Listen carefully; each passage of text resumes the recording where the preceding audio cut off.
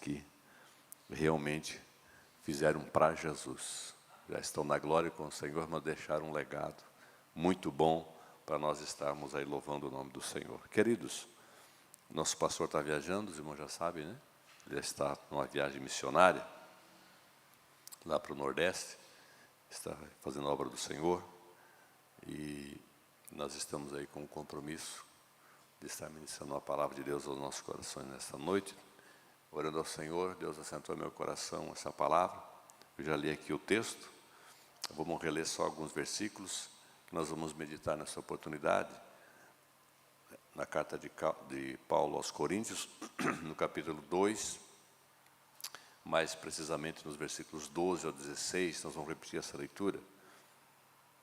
A partir do versículo 12 diz assim: Ora, nós não temos recebido o Espírito do mundo, mas sim o Espírito que provém de Deus, a fim de compreendermos as coisas que nos foram dadas gratuitamente por Deus, as quais também falamos não com palavras ensinadas pela sabedoria humana, mas com palavras ensinadas pelo Espírito Santo de Deus, comparando coisas espirituais com espirituais. Ora, o homem natural não aceita as coisas do Espírito de Deus, porque para ele são loucura, e não pode entendê-las porque elas se discernem espiritualmente. Mas o que é espiritual discerne bem tudo, enquanto ele por ninguém é discernido. Pois quem jamais conheceu a mente do Senhor para que possa instruí-lo? Mas nós temos a mente de Cristo. Amém? Nós vamos falar um pouquinho então sobre a mente de Cristo em nós. Nossa mente, nós que temos a nossa mente humana, que é bem limitada, muito limitada, para entender as grandezas de Deus, os homens, os cientistas, né, apesar de toda a tecnologia, apesar de grandes homens, muito sábios, de uma mente assim, digamos, bem inteligente, conseguem ir ao espaço, conseguem nos ensinar e falar sobre o universo e algumas coisas que já descobriram por aí. Os cientistas são mentes brilhantes, né? E Deus permite isso, né? Deus dá isso, na verdade, ao homem, essa capacidade intelectual, e nós somos abençoados por isso, né? A medicina, muito avançada, são fruto da mente de homens inteligentes, que estudaram, que prepararam, enfim. Mas as coisas espirituais não são entendidas por essas mentes capacitadas. As coisas espirituais são discernidas espiritualmente. Não é fruto da imaginação da mente do homem, da capacidade do homem de criar ou de descobrir as coisas. As coisas, a palavra do Senhor, ela se discerne espiritualmente porque ela vem de Deus. Ela não é fruto da mente do homem, ela vem de Deus, da mente de Deus. E Deus é Espírito. Deus é Espírito. E para nós entendermos essa palavra, assim como os escritores, apesar de serem homens, mulheres também, cerca de 40 pessoas que escreveram a Bíblia, pessoas humanas que escreveram, desde lá de Moisés até João, na ilha de Patmos, tendo as revelações de Deus, foram os livros históricos que contam, que relatam no Velho Testamento, a criação de Israel, do Estado de Israel, do plano de Deus. Moisés que registra desde o princípio, como Deus criou os céus e a terra, e que a mente humana não consegue entender. Que os cientistas, quem vai à escola, por exemplo, para estudar, aprende que o mundo foi criado através de uma grande explosão, chamada Big Bang, né? Que o mundo é fruto de uma evolução, do evolucionismo, que essas coisas elas se modificam com o tempo, e elas são o que são a partir de uma origem, que aí cada um dá a sua explicação, né? É o nada que do nada gerou alguma coisa. né? É o zero que, a partir do 0,1, passou a existir, mas que dentro desse zero foi despertado algo que havia nele. As explicações que essas pessoas dão, apesar de suas mentes inteligentes, são confusas. São confusas. Tentam juntar números e alguns fatores físicos, psicológicos até mesmo, os filósofos usam muitas dessas linguagens que, de alguma forma trazem um pouco do sobrenatural, falando da capacidade mental, psicológica, né? O sobrenatural, aquilo que conseguem explicar os psicólogos, os psicanalistas principalmente, né? Como Freud, que foi um dos mais famosos, que tentam explicar as coisas a partir de uma capacidade mental e poder da mente. E quem leu ele, eu li um pouquinho dele, né? Porque é muita coisa para estudar, mas o suficiente para entender que ele mesmo, no final da sua vida, estava confuso com as coisas que ele mesmo acreditava. Porque tudo que eles colocavam, ele entendia no momento, chegava a uma determinada conclusão, levava para o laboratório, fazia as análises, para que tivesse um valor científico, tinha que passar por uma análise, pelos critérios científicos, e quando se colocava ali, uma amostra A tinha resultado B, e uma amostra B, lá na frente, tinha outro resultado. Falar da mente humana, então, era muito mais complexo ainda. Das coisas físicas, da matéria em si, ainda se consegue, inclusive o nosso próprio corpo. O homem, enquanto ser físico, não é tão difícil assim de entender. A medicina já conseguiu muita coisa, inclusive decifrar o nosso DNA, né? O código genético. É físico, né? E tem toda uma lógica, tem todo um porquê. Desde o nosso nascimento, nosso desenvolvimento, né? Como funciona o nosso organismo, a nossa alimentação, o nosso envolvimento físico. Ok, essa parte humana os homens conseguem entender e explicar. Mas as coisas espirituais, aqueles que se atrevem a ensinar, se atrevem a dizer que sabem alguma coisa disto, como, por exemplo, os filósofos que tentam explicar o sobrenatural, a origem das coisas pela evolução. Eu já parei para ouvir alguns deles, até para efeito de estudo. E aí, no final, depois de ouvi-los, apesar de que em alguns momentos eles são bastante convincentes, né? Existem algumas coincidências que eles colocam que você olha e, realmente isso até que faz sentido. Determinadas coisas que eles colocam, determinadas situações. Mas, no final das contas, eu concluo dizendo, ainda bem que eu tenho a palavra do Senhor para eu conhecer através do Espírito Santo.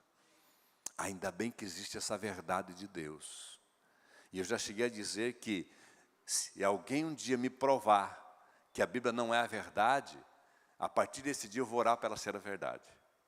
Eu vou buscar, porque é a única saída que tem. É a única, meus irmãos, é a única. Você pode estudar toda a linha, ouvir e ler os livros e parar para ouvir todos esses homens entendidos que explicam a origem das coisas, a evolução. Aí você vê muitas coincidências, os animais, como é que eles surgiram, o homem, o ser, e aí tento explicar como a evolução do homem. E aí você chega no momento e para aí. Não é possível. E mesmo que seja uma verdade, isso, principalmente quando eles falam sobre a evolução, que o homem ele evolui para se tornar bom, para se tornar um ser, uma pessoa agradável, né? Para viver em sociedade, amando e respeitando a todos. Essa seria um grau de evolução, né? Interessante, que daí vai melhorando. E aí, o melhor que você pode, a conclusão que você pode tirar desses ensinamentos, desses entendimentos, depois de tudo que você lê e ouve, a conclusão é a seguinte: eu, enquanto cristão, enquanto um seguidor dos Escritos Sagrados, no pior das hipóteses, se não for a verdade, se eles estiverem com a verdade, eu estou no lucro. Porque eu estaria, segundo essa ótica deles, evoluindo. Eu estaria sendo um cidadão melhor. Porque o cristianismo prega o amor, né? Prega o respeito, né? pega a honestidade, a fidelidade. Tudo isso nós pregamos, a Bíblia ensina sobre isso. Então, no pior das hipóteses, eu estou no lucro. Porque se eles estiverem com a verdade, eu estou no caminho certo. A questão é que, se eles não estão com a verdade, como nós cremos, e a Bíblia é a verdade, aí complica um pouquinho. Porque a Bíblia, os ensinamentos sagrados, a palavra de Deus, a verdade do Evangelho, ela é exclusiva.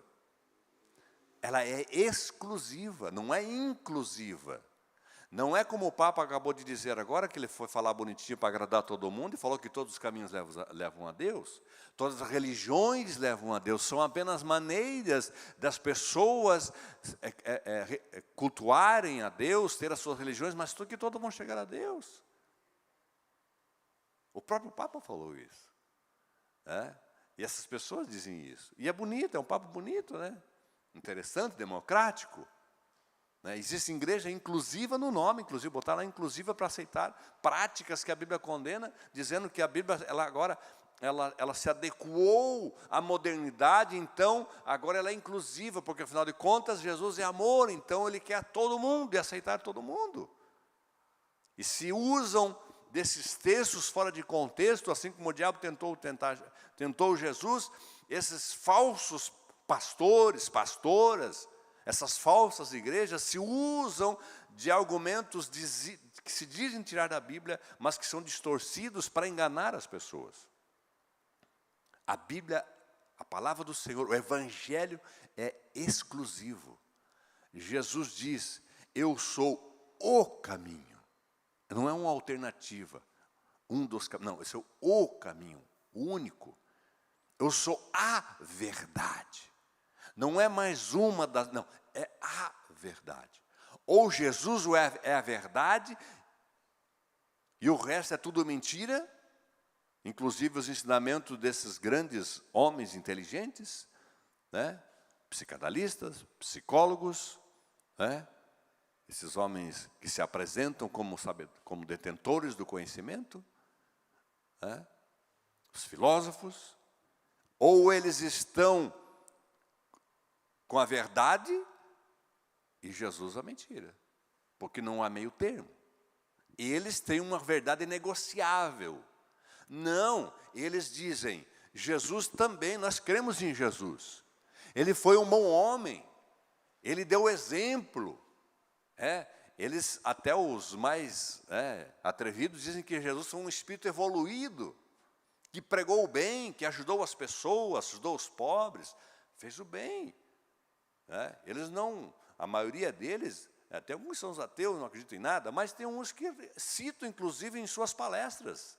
Tem uma que eu ouvi lá na empresa, depois eu fui acompanhar um pouquinho dela, e realmente, ela cita Jesus, a Bíblia em várias palestras dela. Cita Jesus, bons exemplos de Jesus, referências, inclusive, para seres como Jesus foi.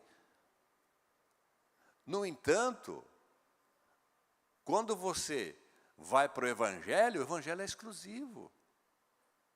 Quando você lê a palavra chama essas filosofias de mentiras. Vãs filosofias, diz Paulo. Engano, engodo, mentira. Não há meio termo.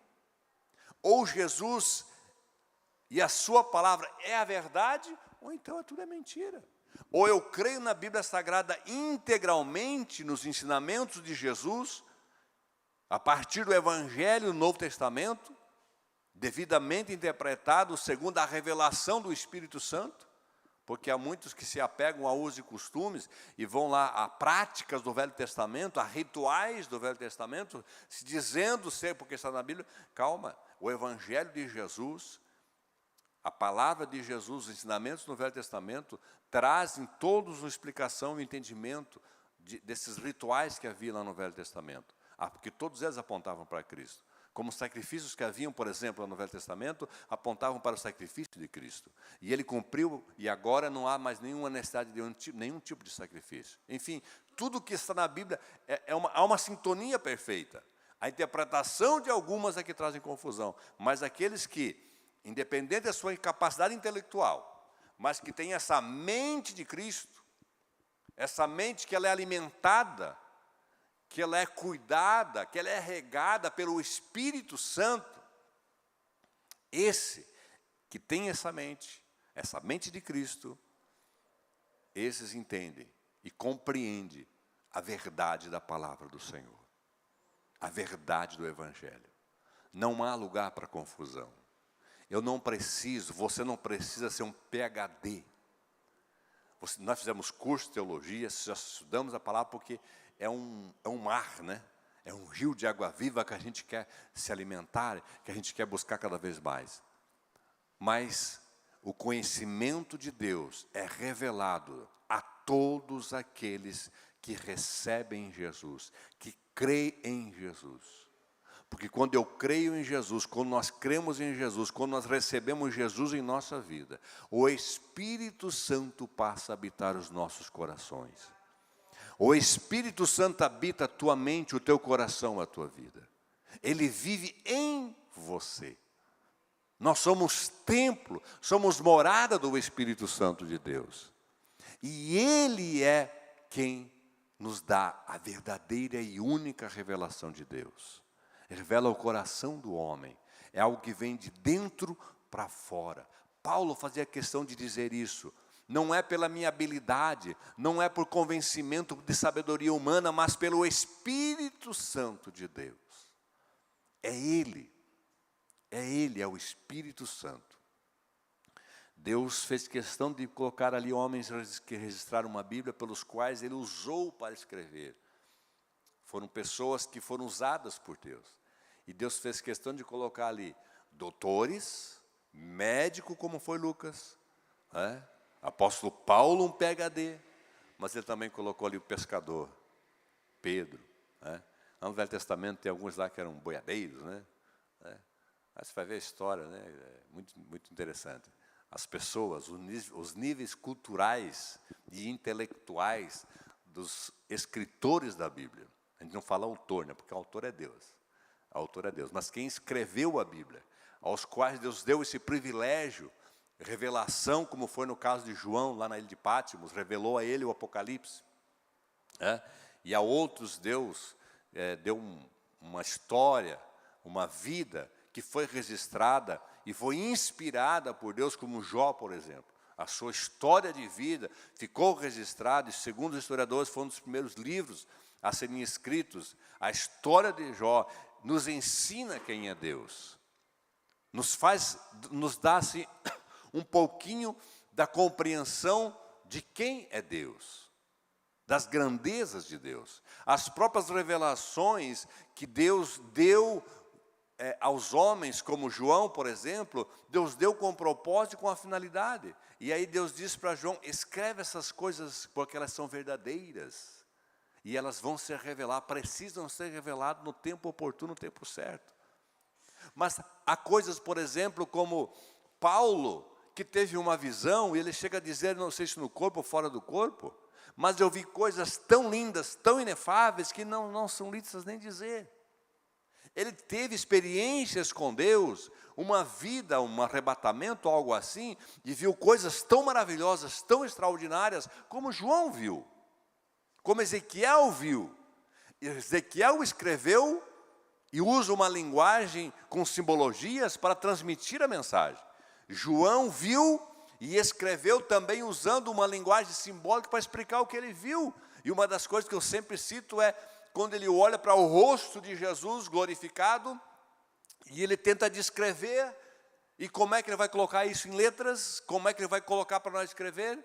Ele olha para o sol e diz, o seu rosto brilhava mais que o sol, e o sol, algumas traduções são mais enfáticas, ao sol do meio-dia, tal era o brilho do seu rosto e da sua glória. Era muito maior do que isso, mas o que ele ia poder dizer? Como é que ele ia escrever? Como é que ele ia comparar? Comparar o quê? Talvez hoje ele diria que era um holofote daqueles mega, mais ou menos com isso aqui, assim, com 50 milhões de potência, de repente, alguma coisa assim. Mas da sua época, que ele mais conhecia era o sol que brilhava tanto assim. E aí ele descreveu. Quando nós lemos essa escritura sagrada, essas simbologias pelas quais Deus inspirou esses homens a entender, a nossa mente, essa mente de Cristo, que é alimentada pelo Espírito Santo, nos dá um vislumbre da glória de Deus. Cada um. Eu até evito falar aqui, e eu vejo que alguns, às vezes, empolgados, falam aqui a sua visão, e como ele vê a eternidade e a grandeza de Deus, só que isso, muitas vezes, soa estranho, porque não é algo racional. Se torna algo muito fantasioso, se torna algo até, porque aí algumas pessoas ligam com, trazem aquilo para o literal, e anjo, e asa de anjo, e tal, e aí criam confusões, na mente das pessoas. Eu prefiro ficar, às vezes o Espírito Santo nos inspira, e a gente compartilha um pouquinho daquilo que Deus nos dá. Mas eu fico tranquilo, eu não me preocupo em transmitir isso, em pregar e falar essas grandezas, porque eu sei que o mesmo Espírito Santo que habita em mim, habita em cada um daqueles que servem a Jesus. E assim como Ele me revelou essas grandezas, como revelou a Paulo, que chegou a dizer que, olha, não vou nem escrever isso, porque são tão grandes, são tão maravilhosos que eu não vou conseguir escrever isso. O mesmo Espírito Santo que estava lá com Paulo, está comigo e está com você. Você dá uma glória a Deus? Pode dar uma glória a Deus? Você pode louvar o Senhor Jesus? Amém? Como isso é glorioso, meus irmãos. Como isso é maravilhoso. A verdade de Deus, o reino de Deus, as grandezas do céu, não estão limitadas ao intelectual, ao inteligente, ao sabichão, ao pesquisador, aquele que nasceu numa família privilegiada e teve acesso aos melhores livros, aos melhores professores. Não. O Evangelho de Jesus, o reino de Deus, está disponível a todos, até o indouto, até o analfabeto. Só em ouvir, quando ele ouve, crê.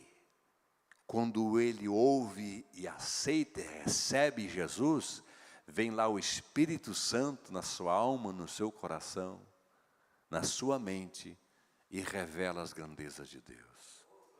Oh, aleluia, como isso é maravilhoso, meus irmãos. Como isso é maravilhoso. Quando você conversa com uma pessoa simples, mas ela vê o mesmo Jesus que você vê,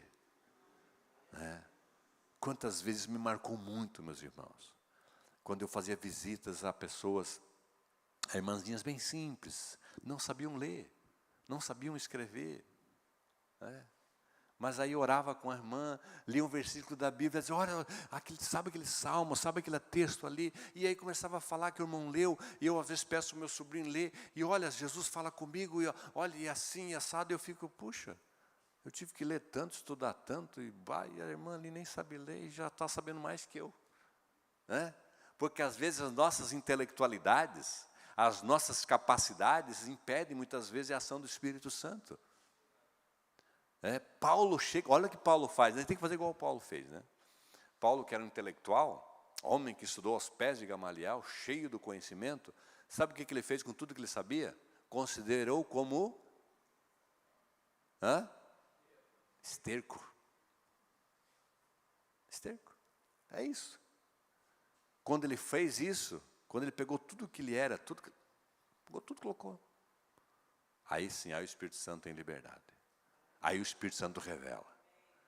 Quando eu começo a achar que eu sou bom, quando eu começo a achar assim que eu sou mais santo do que os outros, que eu sou mais intelectual, que eu sou mais inteligente, porque agora eu sou, eu tenho um canudinho ali, eu me formei, porque agora eu sou doutor, porque agora... Isso é um perigo muito grande, muito grande. Muitas vezes eu vejo pregadores que sofrem com isso. Quando eles começam a pregar e ministrar, eles estão naquela dependência do Espírito Santo, e eles abrem a boca e o Espírito Santo toma, e eles são usados por Deus. E eu vi muitos milagres, muitas maravilhas, muito agir de Deus através de alguns homens. Mas ao passar do tempo eles vão acostumando, e eles vão se confiando em si, no seu intelecto, na sua memória, na sua capacidade intelectual. E aí eles vão para o púlpito e fazem discursos, trazem mensagens emocionais, se usam da linguagem e até de algumas artimanhas, né? Alguns chavões, algumas frases de efeito. Isso é muito perigoso. Eu já falei para vocês aqui, eu prefiro parar para ouvir um semi-analfabeto do que para um doutor. Porque o doutor ele pode me enganar. Ele pode ter tanta lábia. Hoje está em voga. Aí. Tem uns camaradas aí que eles vendem uma ideia, ensinam você a vender ideia. É um negócio assim extraordinário. Inteligência, você para ouvir eles, é impressionante. E aí eu fico preocupado, porque eles pegam a Bíblia, pegam textos da Bíblia, e eles pegam lá uma teoria, algumas lógicas que eles veem, e colocam de um jeito que você não tem nem como contradizer.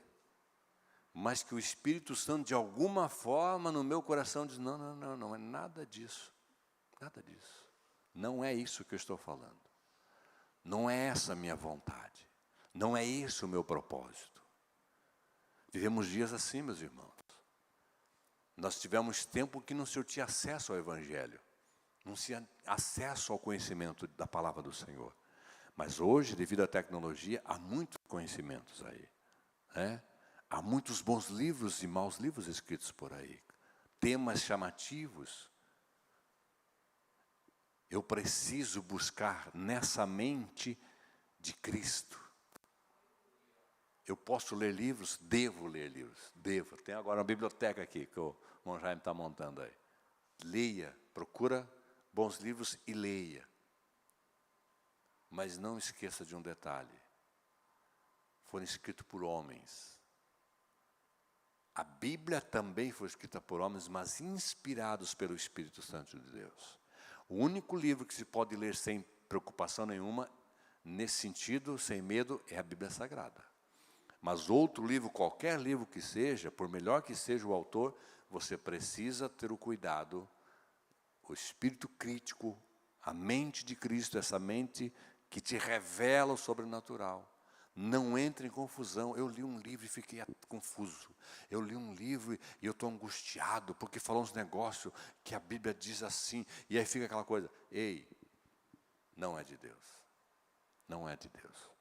Trouxe confusão na tua mente? Trouxe confusão no teu coração? Será que agora devo ir à igreja? Não devo ir?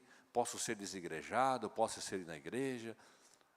Posso fazer A? Posso fazer B? Sabe aquelas confusões que se criam? Alguém ensinando por aí hoje que você, para servir a Jesus, não precisa estar numa igreja, não precisa ser membro de igreja. E aí esses camaradas não têm igreja, não têm pastor, não têm autoridade nenhuma espiritual sobre eles. Eles fazem o jeito que eles querem, vão onde eles querem. E aí ensinam, e aí a pessoa lê, e os camaradas têm sucesso. Ei, nunca confunda sucesso e prosperidade com manifestação de Deus. Cuidado com isso. Até o diabo, inclusive, foi uma das propostas para Jesus, quando tentou Jesus, foi dar o mundo todo para ele, riquezas. Riquezas. Enquanto o Espírito Santo, Jesus levou para o deserto, o diabo queria levar Jesus ele para a prosperidade. Então, cuidado. Nem sempre o sucesso é sinônimo de presença de Deus. Não é porque alguém se deu bem, que cresceu, que é Deus na vida dele. Eu cito muito Israel.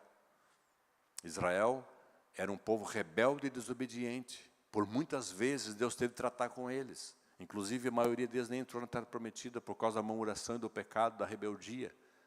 No entanto, a manifestação de Deus era visível.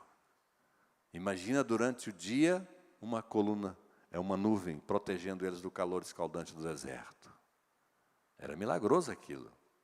Quem já ouviu falar de deserto sabe como é que funciona lá.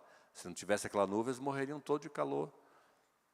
Tinha lá uma nuvem de Deus providenciando uma sombra para eles. E à noite, aí era o contrário, porque à noite aí é o frio extremo do deserto. Aí tinha lá uma coluna de fogo que Deus providenciava para aquecer o povo, a multidão que estava lá. Era manifestação de Deus. né?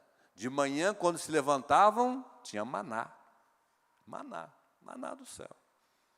E não precisava nem ter geladeira. Deus, quando criou, já disse, olha, não é para guardar. Se guardar, vai estragar. Alguns teimosinhos guardavam e estragavam. É só ir lá e comer o necessário, porque amanhã vai ter de novo. Não vai faltar para vocês. Manifestação sobrenatural de Deus. Isso significa que Deus estava provando a conduta do povo? Não. Né? Teve o caso de ontem em que Deus chegou a abrir a terra e engolir a tribo Corá, né? Foi Corá? Que Deus abriu e engoliu a tribo viva, por causa da murmuração. Mas havia manifestação de Deus. Às vezes as pessoas são levadas por isso, né? Não, mas naquela igreja lá tem milagre, naquela igreja lá, aquele pastor, ele ora e acontece um negócio lá, eu já vi e tal, então o que ele fala eu vou obedecer. Cuidado, cuidado.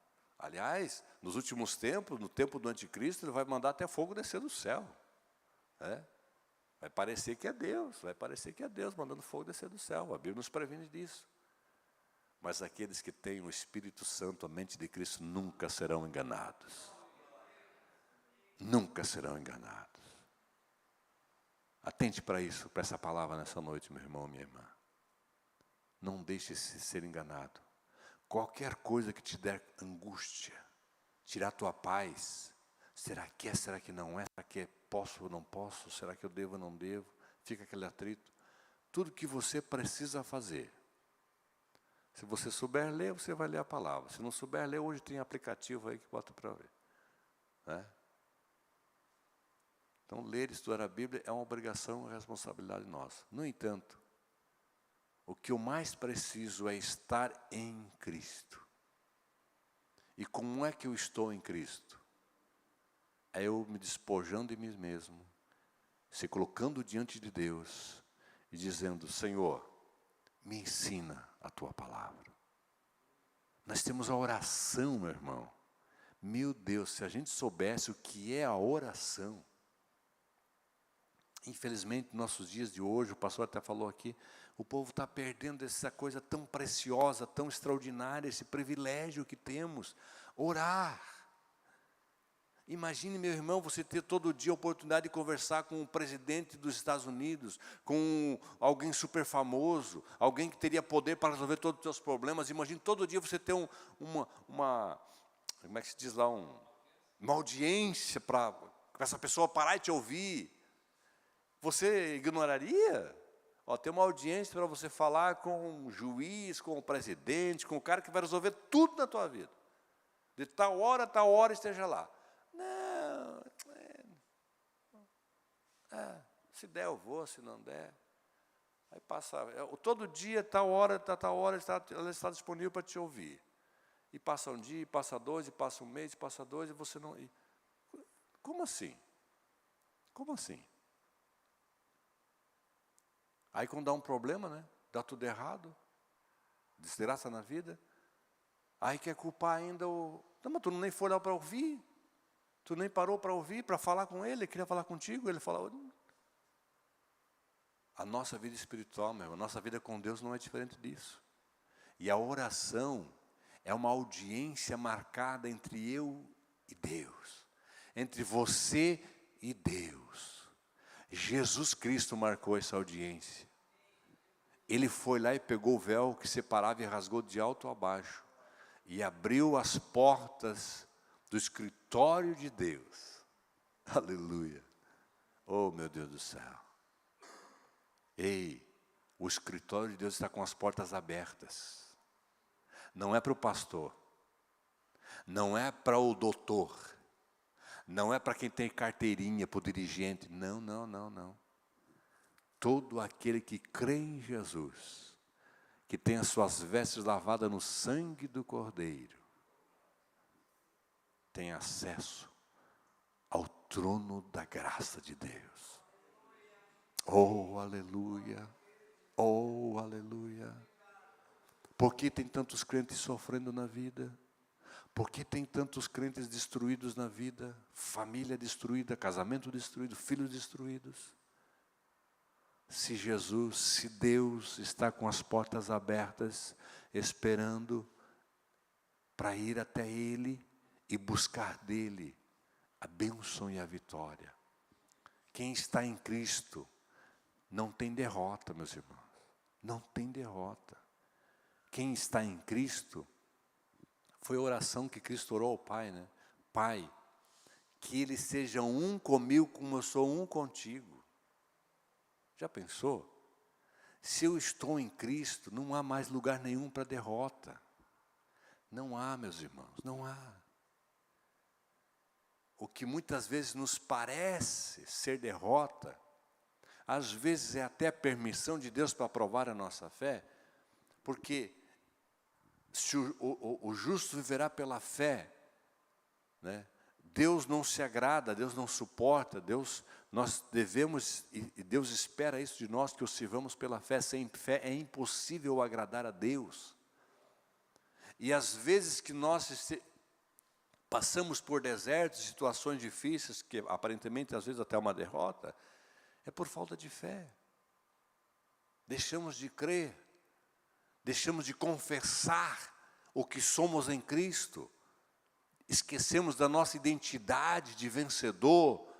Jesus já venceu, Ele já derrotou o inferno, Ele derrotou a morte, Ele é o grande vencedor, Ele é Deus, e Ele está em mim, e se eu estiver nele, nenhum mal vai ter poder sobre mim. Né? Como diz lá em Romanos 8:31, né? Se Deus é por nós, quem será contra nós? Quem? Enfermidade? O vizinho? O colega de trabalho que está ameaçando? Alguém ali que não gosta de mim? Ei, se esconda em Jesus. Se esconda em Jesus. Faça como aqueles meninos lá, aqueles dois, né? Sempre teve isso, né, nas escolas, né? Se tinha dois irmãos indo, aí o mais novo sempre se escondia atrás do mais velho, né? Quando vinham os brigão para brigar, ele corria atrás do mais velho e se protegia. Nesse mundo aí, meu irmão, tem que estar escondidinho em Jesus, guardado por Ele, protegido por Ele. Quando eu estou em Cristo, nada vai me vencer. A minha mente, muitas vezes, as coisas deste mundo, elas querem trazer confusão. Mas quando eu estou na presença do Senhor, o Espírito Santo me dá o verdadeiro entendimento. E aí, diante das dificuldades, mesmo que eu esteja aparentemente vivendo uma derrota, vivendo uma situação, problema, enfermidade, como nosso companheiro, o pastor Reinaldo, está já há alguns anos com um problema sério de saúde, perdeu praticamente todos os seus rins, então ele faz hemodiálise 2 vezes por semana. Aí aparentemente parece uma derrota, parece assim, cadê Deus? Não, Deus está ali, Deus está guardando ele, Deus está dando força a ele, e provando a sua fé. Graças a Deus, o pastor Reinaldo continua servindo a Jesus e falando de Jesus, pregando ainda quando dão para ele pregar. E hoje, né, eu não sei se ele ainda está lá na sala de cirurgia, mas ele já foi, já chamaram ele, tá? Já, porque estava naquela fila do implante, e hoje chamaram ele. Né, hoje chamaram ele. Até que depois vamos ligar lá para mandar. Ah, ele fez ontem? Já está no quarto. Amém? Quem é que orou para o pastor Reinaldo?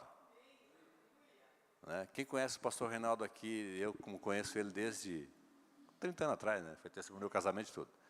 Um homem íntegro, um homem de Deus, foi sempre o segundo dirigente aqui na congregação, muito dedicado, extremamente dedicado. E de repente, passando por uma situação terrível. A gente chegava ali, né, dava até medo de olhar para ele, né? Parecia que ia cair.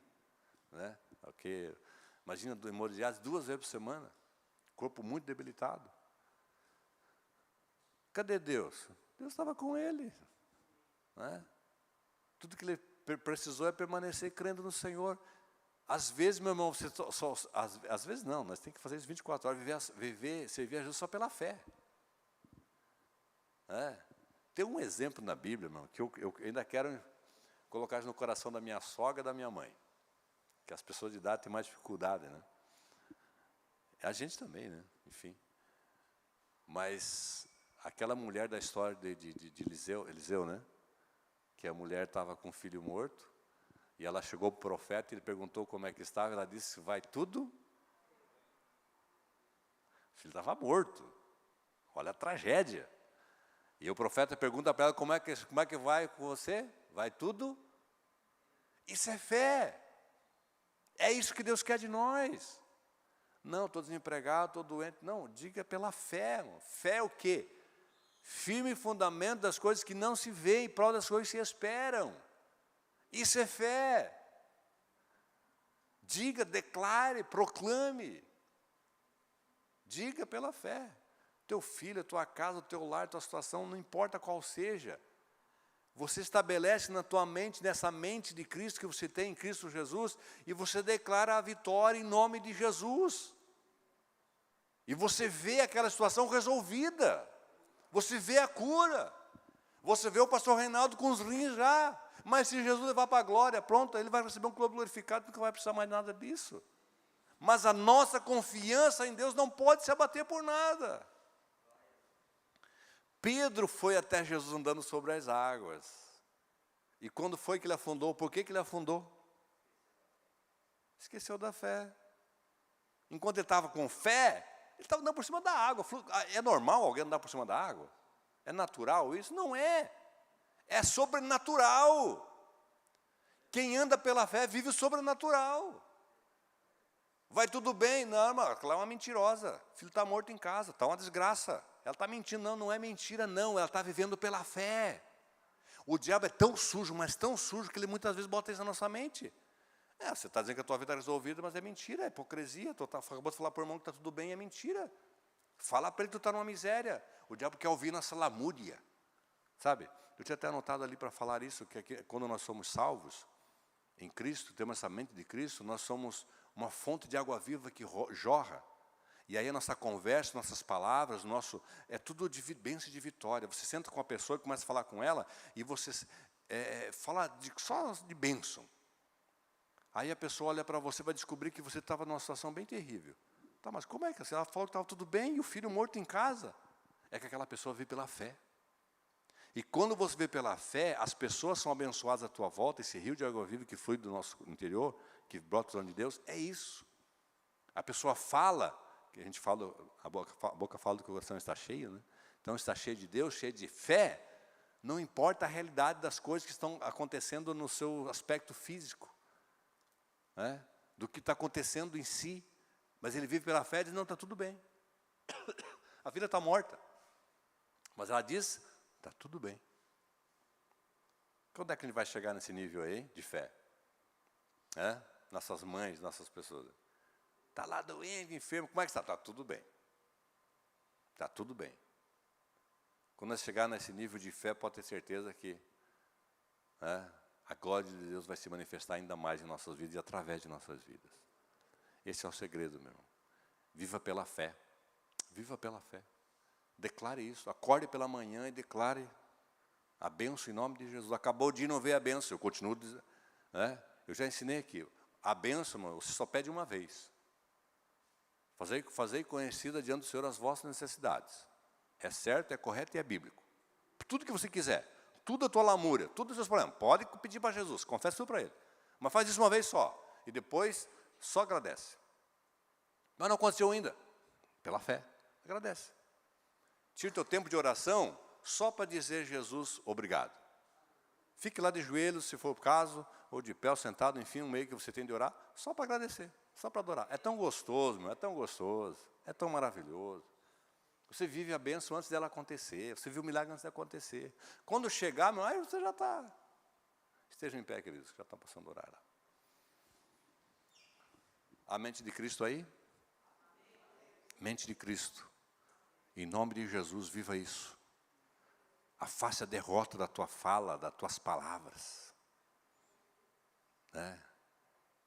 Não, mas eu vou estar mentindo. Não, mas você não vai estar mentindo, não. Você vai estar falando pela fé. Como é que está a tua saúde? Está tudo bem. Em Cristo, meu irmão. Eu aprendi que você tem que, tudo que nós falarmos tem que ter uma assinatura, um sobrenome. Cristo. Ô Denilson, você é santo? Eu sou em Cristo. Ô Denilson, você é um marido bom? Eu sou um marido bom em Cristo. Se Jesus sair da minha vida, eu sou o pior marido do mundo. Se Jesus não for na minha vida, eu sou o pior cidadão da terra. Mas em Jesus, eu sou perfeito. Em Jesus, eu sou santo. Eu estou crucificado com Cristo. Não vivo mais eu, disse Paulo, não é? Não vivo mais eu, mas Cristo vive em mim. Então, em Cristo. Por muito tempo eu busquei santidade, irmão. Eu fazia de tudo e não conseguia. Vez ou outra pisava na bola e pronto, ia tudo por água abaixo. Me sentia o pior ser da terra. Quando eu comecei a confiar que Jesus é a minha santificação, Ele é que me purifica e me santifica, e tudo que eu preciso é estar nele, pronto. Às vezes dá uma tropeçadinha aqui, mas não, eu estou em Cristo. Estou em Cristo. E o sangue de Jesus me purifica de todo o pecado. E eu continuo santo, continuo puro, continuo íntegro. Não, mas você falou uma palavrinha ali que não é verdade. É verdade, perdoa, Senhor.